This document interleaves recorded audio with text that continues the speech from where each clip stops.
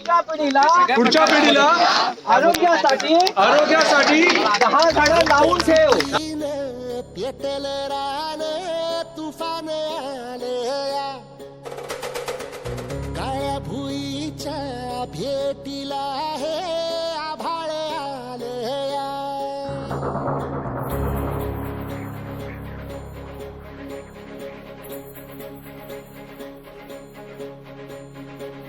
एकजुटीने पेटल रान तुफान आलया,